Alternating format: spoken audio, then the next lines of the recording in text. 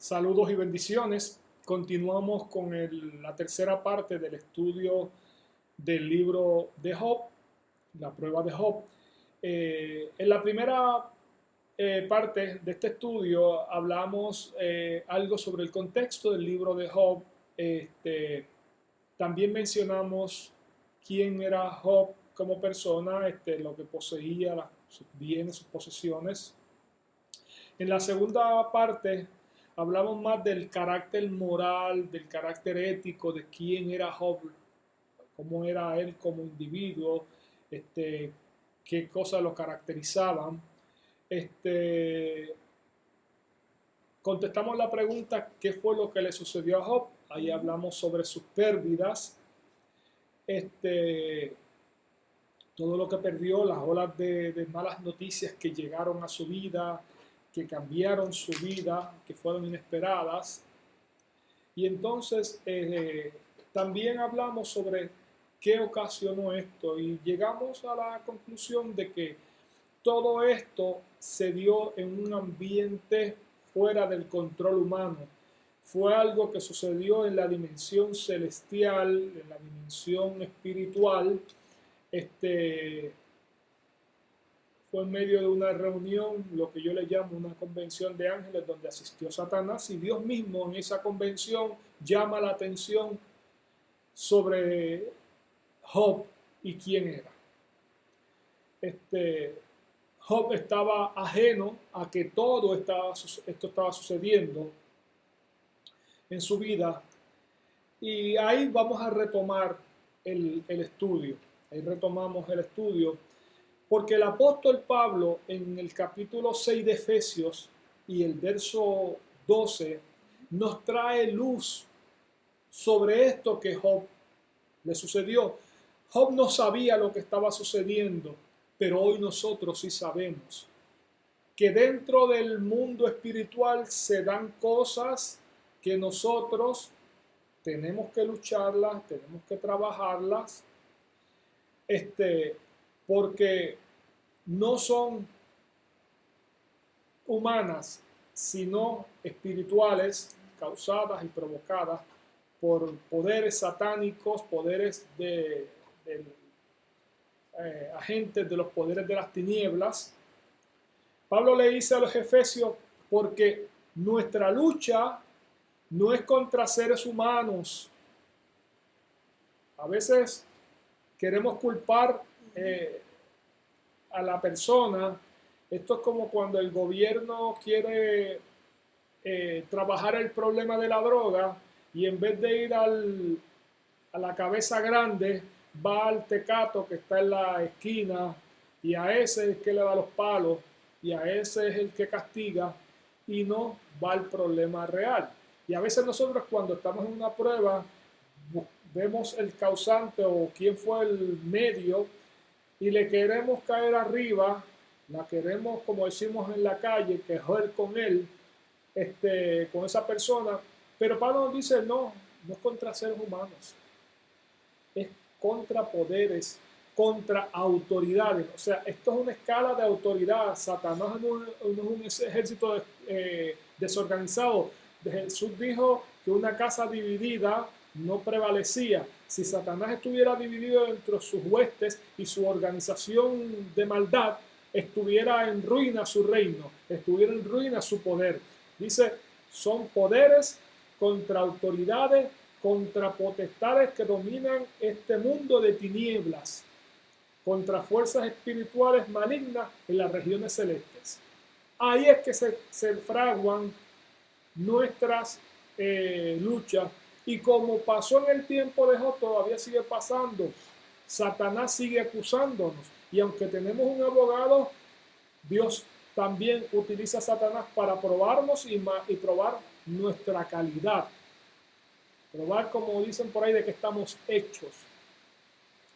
Porque hay gente que es pintura y capota y no soporta ni el viento de un abanico. Imagínense una tormenta. Así que sabemos, ahora tenemos conocimiento por esa revelación que Dios le dio al apóstol Pablo de que problema mayor es con las tinieblas, es en el mundo espiritual. Eso lo vamos a trabajar con herramientas espirituales, pero lo vamos a discutir más adelante en este estudio. Ahora, vamos a discutir cuál era el objetivo que Satanás buscaba en aquel entonces y sigue siendo el mismo objetivo que busca en este momento en las pruebas que quiere provocar en nuestra vida. Vamos al capítulo 1 y verso 11. Dice, quítale en la parte 2, vamos a leerlo completo, pero extiende la mano y quítale todo lo que posee, a ver si no te maldice en tu propia cara. Satanás eso mismo lo vuelve y lo repite. Esa fue en la prueba de la pérdida de los bienes. En la prueba de la pérdida de la salud, vuelve y lo repite. ¿Se acuerdan que era todo igualito? La reunión, la convención, le da a Dios, le rinde cuentas al Señor. Entonces, luego el Señor le trae a colación el tema de Job y Satanás otra vez vuelve y dice, pues si lo tienes protegido, lo tienes cercado, le tienes todas las bendiciones, pues así cualquiera, así es fácil. Y entonces el Señor ahí permite que extienda su mano sobre la salud de Job en esta ocasión. Y el argumento de Satanás, igual que en la primera parte, sigue siendo el mismo. Una cosa por otra, replicó Satanás, con tal de salvar la vida. El hombre da todo lo que tiene, pero extiende la mano y hiérelo a ver si no te maldice en tu propia cara. Vuelve y repite lo mismo. El mismo objetivo, que maldigas a Dios. La maldición, el sinónimo de maldición es blasfemia. Es una ofensa verbal ante la majestad divina. Es una expresión verbal, es algo que se dice. Nosotros fuimos creados para adorar a Dios, pero Satanás quiere frustrar eso y en vez de que adoremos a Dios, quiere que lo maldigamos. Quiere que nuestro objetivo de creación, de bendecir a Dios, quiere transgiversarlo, dañarlo, pervertirlo, y para que nosotros, en vez de hacer para lo que fuimos creados, hagamos lo que Satanás quiere. Ahora, para que una persona con las cualidades de Job, recto, como llama Reina Valera, perfecto, intachable, temeroso de Dios, apartado del mal, para que una persona de ese nivel caiga a blasfemar a Dios, hay un proceso de caída que es como una bola de nieve en la montaña arriba que empieza pequeñita y va creciendo porque va cogiendo nieve en el camino hasta que llega abajo y destruye todo lo que puede. Negar a Dios implica, maldecirlo implica negar a Dios, renegar de Él. Esto trae como consecuencia dañar tu testimonio. Busca que en ese proceso tú pierdas la fe, tu confianza en el Señor, lo que te hace mantenerte firme, lo que te hace agradar a Dios, porque sin fe, dice Hebreos, es imposible agradar a Dios. Hace que pierdas la fe. Para tú blasfemar, tú tienes que primero perder la fe, perder la esperanza, ya no tener nada de qué agarrarte, ni qué esperar, no tener nada de por qué confiar en el Señor. Has perdido la rectitud, has perdido tu integridad, has perdido los valores, te has convertido en un enemigo de Dios. Y eso es lo que busca Satanás. Porque el que maldice a Dios se convierte en enemigo de Dios. Satanás buscaba que Job se convirtiera en un enemigo de Dios y no encontrar en Dios en su abogado y su ayudador. Eso era lo que él buscaba.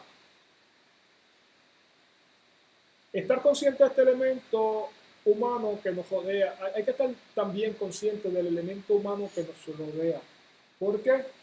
Porque Satanás opera en ámbitos espirituales, pero también tiene sus satélites acá en la tierra.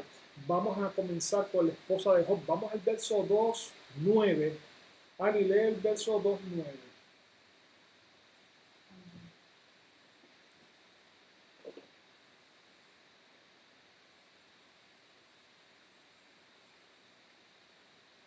Dice, su esposa le reprochó, ¿todavía mantienes firme tu integridad? Maldice a Dios y muérete. Mire lo que dice la esposa, lo mismo que dijo Satanás. La esposa que lo conocía, que había vivido con él yo no sé cuántos años, posiblemente yo tenía 50, 60 años, porque después la Biblia habla que Job vive 140 años adicionales. Yo no sé qué tiempo llevaba ella, pero lo conocía, sabía de su rectitud, de su integridad, sabía de la persona que era, lo buen cooperador, lo buen vecino, sabía todas sus características. Y no le dice otra cosa, sino lo que Satanás quería conseguir de él. Así que a veces nuestros cercanos, en vez de ayudarnos, son estorbos, se lo convierten en estorbo en nuestra prueba. Nos complican el panorama, nos complican el momento difícil que estamos viviendo. Ella había procesado su dolor de otra manera diferente a la manera en que Job lo estaba procesando. Gracias a Dios que Job le dijo, mujer, hablas como una necia. Si de Dios sabemos recibir lo bueno, ¿no sabremos también recibir lo malo? A pesar de todo esto, Job no pecó ni de palabra. ¿Ves? Satanás quería que la expresión, porque la Biblia dice que de la abundancia del corazón habla la boca. Y eso era lo que Satanás quería, que hubiera abundancia de molestia, de incomodidad, que hiciera a Job desilusionarse de Dios. Vivía en una sociedad donde todo lo que pasaba, bueno o malo, venía de Dios. Por tanto, Dios iba a ser el culpable. Y el cercano, en este caso su esposa, estaba siendo una piedra en el camino. Eso mismo pasó con sus amigos. Vamos a ver a Elifaz. No vamos a discutir como mencioné en las reglas iniciales, no voy a ir sobre los detalles de los discursos, lo que voy a al extracto, al resumen de cuál era el mensaje que cada uno de los discursos llevaba. El discurso de Elifaz llevaba que acusaba a Job porque sufría por causa de su pecado. Entonces, te están acusando de algo que tú sabes que no cometiste. ¿Cómo tú te sientes cuando te empiezan a acusar incisivamente de que tú hiciste esto, cuando tú realmente sabes que no lo hiciste? Comienzas a perder la paciencia, te incomodas, te molestas. Bildad, por su parte, veía otra cosa. Bildad decía, en resumen, que Job sufría porque era hipócrita. No sé a qué se refería Bildad, que era lo que veía en Job, que para él lo interpretaba, lo decodificaba como hipocresía. Pero Bildad, el resumen de lo que da en su discurso es la hipocresía. Por último, Sofar, el resumen de su discurso es que le dice que recibe menos de lo que merece porque él es presumido y pecador. Vemos ópticas, aquí vemos rasgos de interpretación de personas. A veces uno ve a alguien que no comparte y que no es muy allá y decimos cosas a veces negativas, que es un antisocial, y es que a veces una persona introvertida y no tiene las herramientas de socializar como otros lo podemos hacer. Y a veces parece que esto sucedió con Job.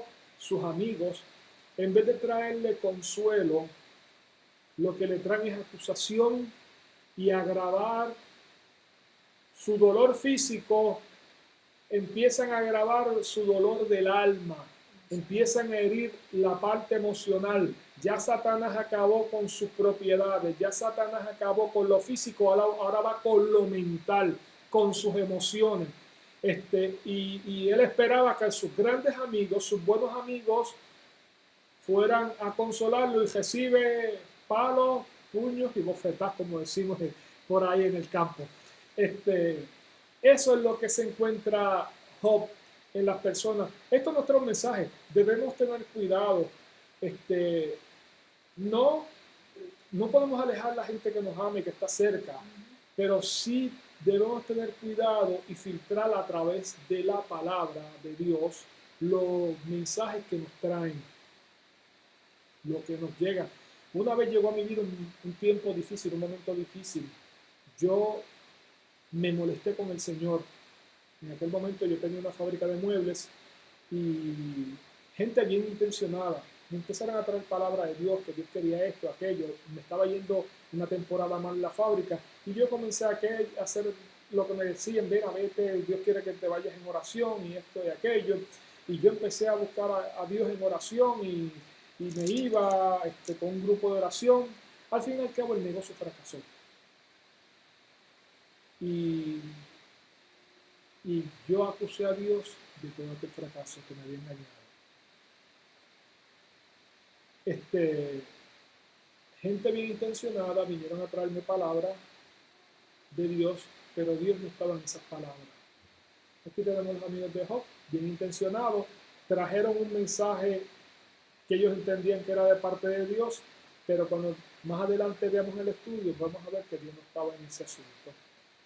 Así que puede ser que venga gente bien intencionada que te ve sufriendo, quiere sacarte de allí y lo que te trae es más carga. Y hundirte más en sufrimiento. En conclusión, todos los amigos acusaban a Job de que esto era consecuencia directa de su pecado. Esa era todo el resumen del discurso, de los 3 discursos. Era una acusación directa de que Job estaba así por pecador. Entonces,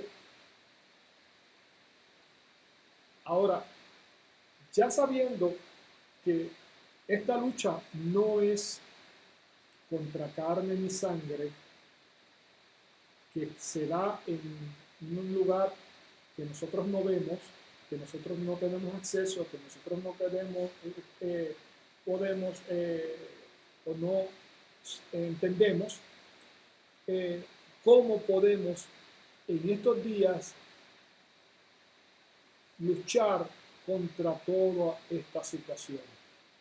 En el libro de Efesios capítulo 6, verso 13 al 20 nos habla: Por lo tanto, pónganse toda la armadura de Dios, para que cuando llegue el día malo puedan resistir hasta el fin con firmeza.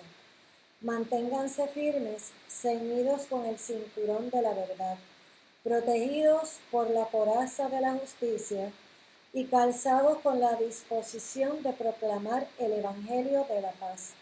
Además de todo esto, tomen el escudo de la fe, con el cual pueden apagar todas las flechas encendidas del maligno. Tomen el casco de la salvación y la espada del Espíritu, que es la palabra de Dios. Oren en el Espíritu en todo momento, con peticiones y ruegos. Manténganse alerta y perseveren en oración por todos los santos. Oren también por mí, para que cuando hable, Dios me dé las palabras para dar a conocer con valor el ministerio del Evangelio, por el cual soy embajador en cadenas. Oren para lo proclame valerosamente como debo hacerlo. Amén. Pablo nos trae la figura del soldado romano, nos trae la figura del mejor soldado que conoció el planeta Tierra de aquel entonces, entrenado con los mejores equipos, el mejor escudo desarrollado hasta entonces, la mejor espada desarrollada hasta entonces. No era una espada larga, era una espada corta para ataque cercano. Pablo se inspira en esa armadura ya perfeccionada a los imperios anteriores y nos desarrolla una armadura para nosotros. Vemos que esa armadura vestía bien y protegía al soldado romano. Ahora vamos a ver la armadura, decodificar eso, sacar la parte del elemento romano y vamos a ver qué era lo que Pablo nos estaba diciendo. En otras palabras, qué armadura debemos llevar para luchar contra este ambiente espiritual malo. La verdad es lo primero que Pablo nos dice. Debemos hablar verdad, debemos decir la verdad, debemos ser transparentes. Eso agrada a Dios, que en nuestro vocabulario, en nuestra expresión, la verdad siempre esté presente. No hayan mensajes distorsionados, no hayan medias verdades, sino verdades absolutas y completas. Justicia. Ser justo implica hacer lo correcto, hacer lo que a Dios le agrada, como hizo Job. No hacía nada indebido, no engañaba, no sobornaba, no mentía. Lo próximo, el Evangelio de la paz. La parte del Evangelio, la proclamación del Evangelio nos corresponde a todos. Es parte de nuestra armadura. No es una opción, no se quita. Hay gente que dice, no, eso es para algunos. No, eso es para todos. Es parte de la armadura. Para vencer al maligno. ¿Queremos vencerlo? Digamos la verdad. ¿Queremos vencerlo?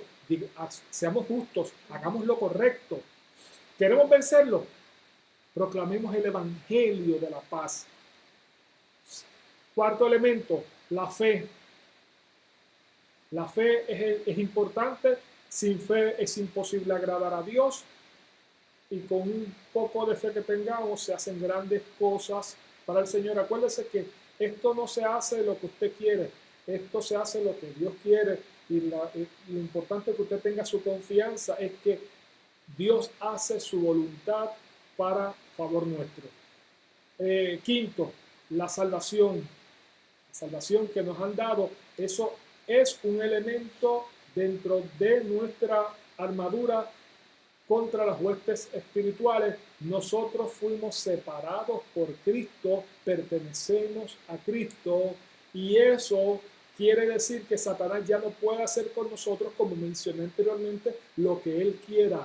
Satanás está supeditado a la autoridad del Padre Celestial.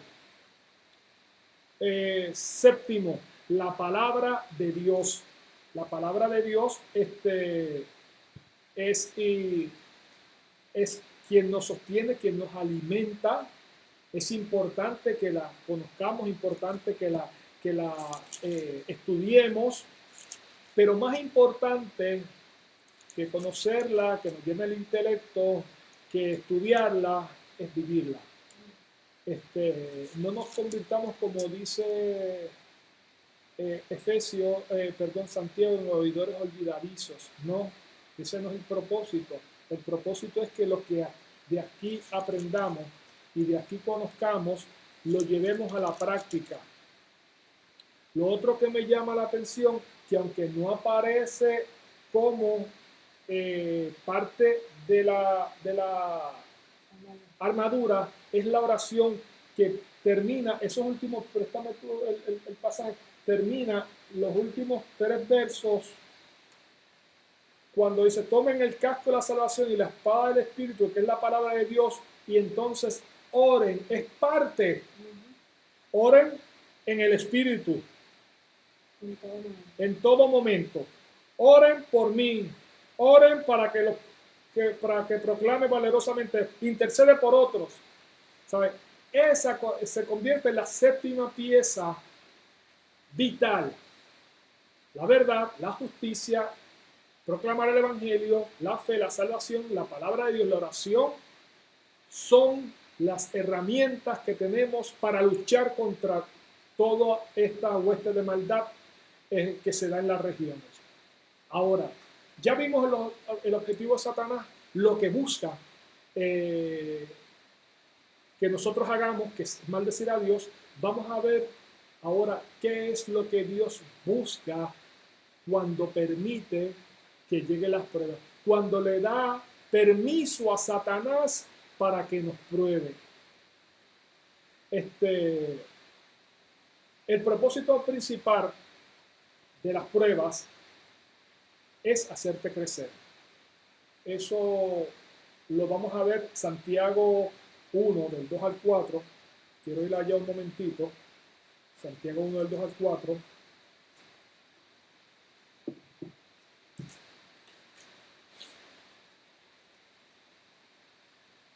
Ok.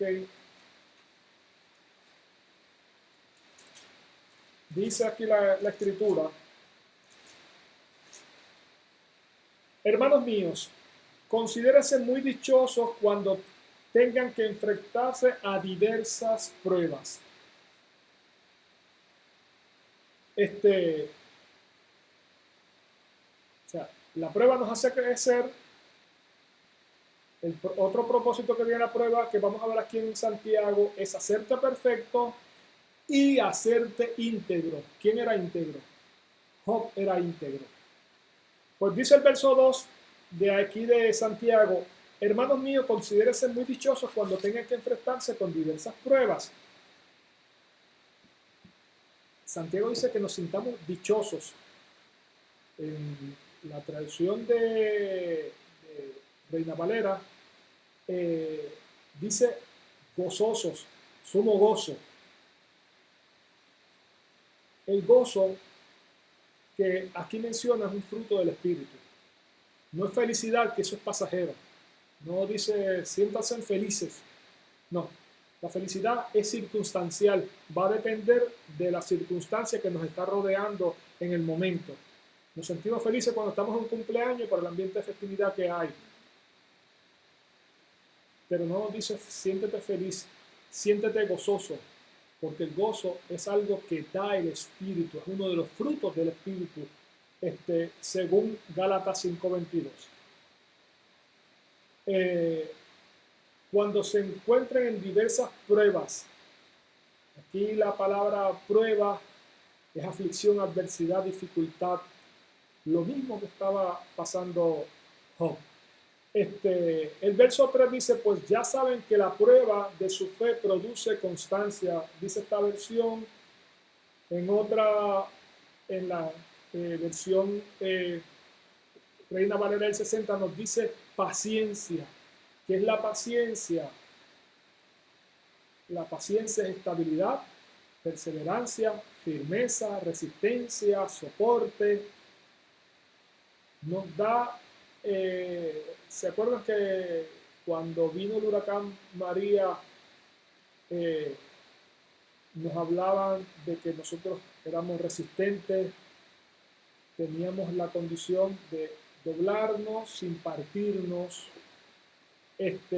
resiliencia, la palabra es resiliencia, la capacidad de tú doblarte sin partirte.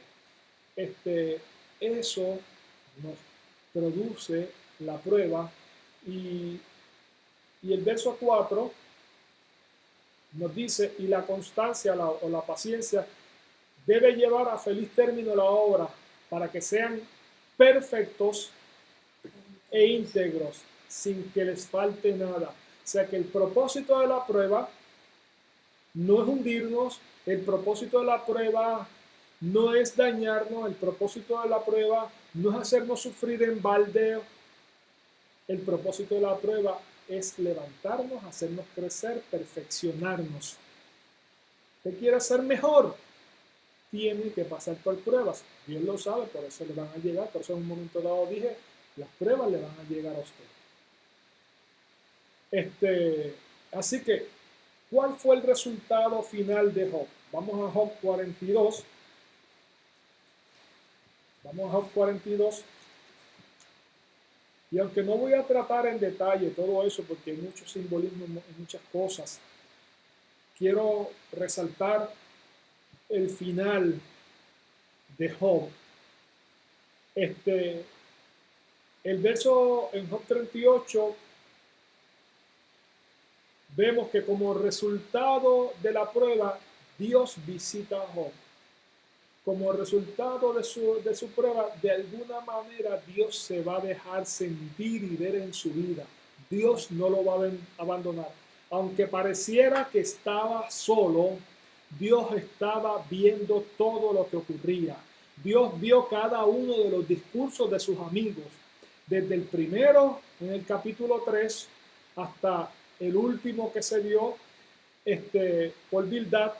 Dios vio todos, pero guardó silencio. Posiblemente esté guardando silencio en estos momentos de prueba tuya, pero Dios de alguna manera te va a visitar.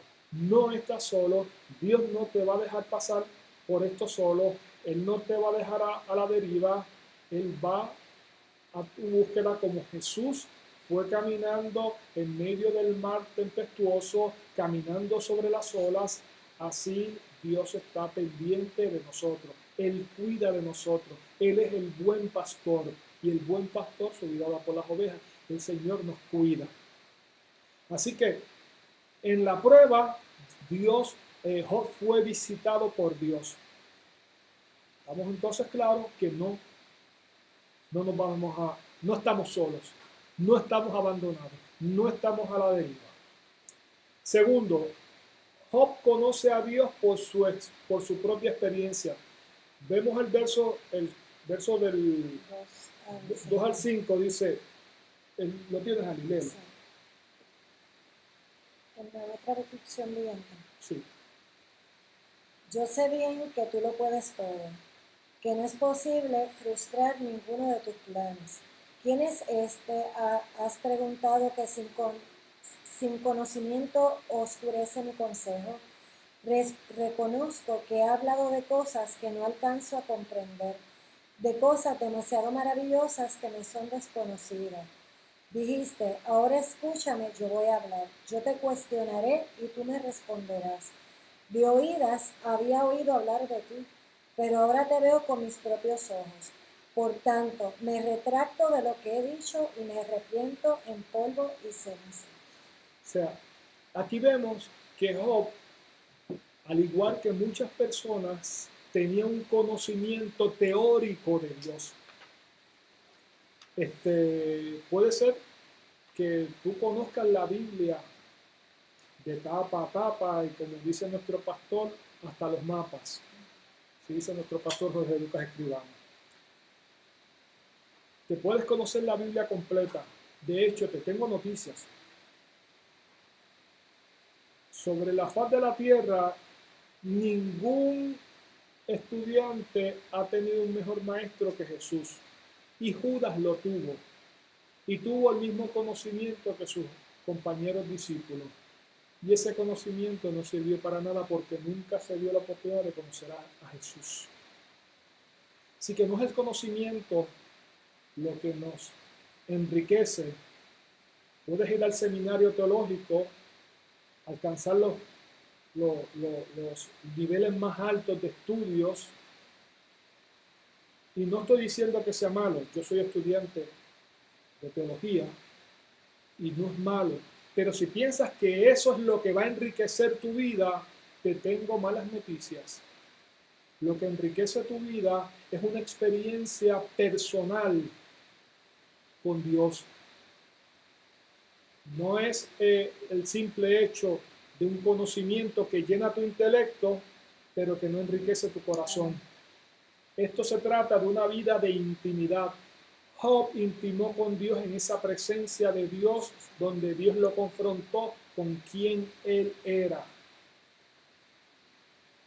Y hasta que no te confronten quién tú eres, no vas a tener la experiencia de conocer a Dios. Necesitas que Dios te confronte para así conocer verdaderamente a Dios. Eso fue lo que le pasó. Job se convirtió en intercesor de sus compañeros. Vemos que Dios le da esa función. Como les mencioné ahorita, va a llegar gente que te va a traer mensajes, pero vemos aquí el verso 7 que Dios reprende a Elifaz, Temán y a Bildad porque hablaron con palabras que no eran de Dios. Y Dios lo dice, lo que ustedes han dicho de mí no es verdad. Me pasó a mí lo que palabras que trajeron de parte de Dios no eran verdad. Nacían del deseo de verme mejorar, posiblemente. Nacían, no sé, de cualquier otro deseo, pero a veces la ayuda no es esa. Ellos, Dios reconoce, por eso que le dije que Dios estaba pendiente a su discurso, porque lo que trajeron pues no era. Pero Dios le da a Job la comisión de interceder por ellos, que oraran por ellos, por sus compañeros. Dios se convierte en un intercesor de ellos. Dice, después de haber orado Job por sus amigos, el Señor lo hizo prosperar de nuevo.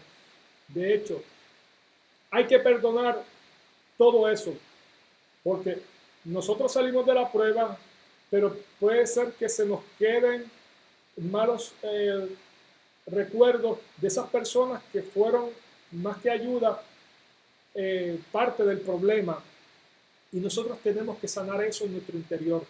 Ese interior fue dañado, ese interior hay que sanarlo. ¿Se acuerdan del caso de Pedro cuando negó al Señor 3 veces? El Señor le hizo repetir 3 veces que lo amaba para que aquel interior dañado por aquella mentira fuera sanado nuevamente.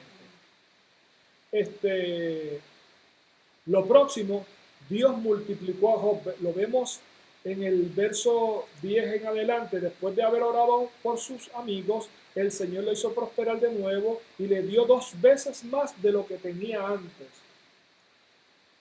No sé si es una regla que Dios te multiplique económicamente, y no quiero establecer una teología sobre eso, pero sí va a haber bendición en tu vida. Dios la determinará cuál es tu bendición. Dios, lógico, Job fue un excelente administrador. Yo no sé si ustedes lo sean, si yo lo sea. No, yo lo sé como yo soy, si ustedes lo son. Pero Dios te multiplicará en aquello que tú necesitas. De eso estoy seguro. Al final de la prueba, todos sus hermanos y hermanas y todos los que antes le habían conocido fueron a su casa y celebraron en el banquete con él. Todo el mundo celebró a Job. Dios le restaura a la familia. Dios le restaura a los amigos. Dios restaura todo lo que se había dañado por el proceso de la prueba. En resumidas cuentas, Job, dice aquí, después de estos sucesos, Job vivió 140 años, llegó a ver a sus hijos y a los hijos de sus hijos hasta la 4ª generación. Disfrutó de una larga vida y murió en plenitud de ancianidad.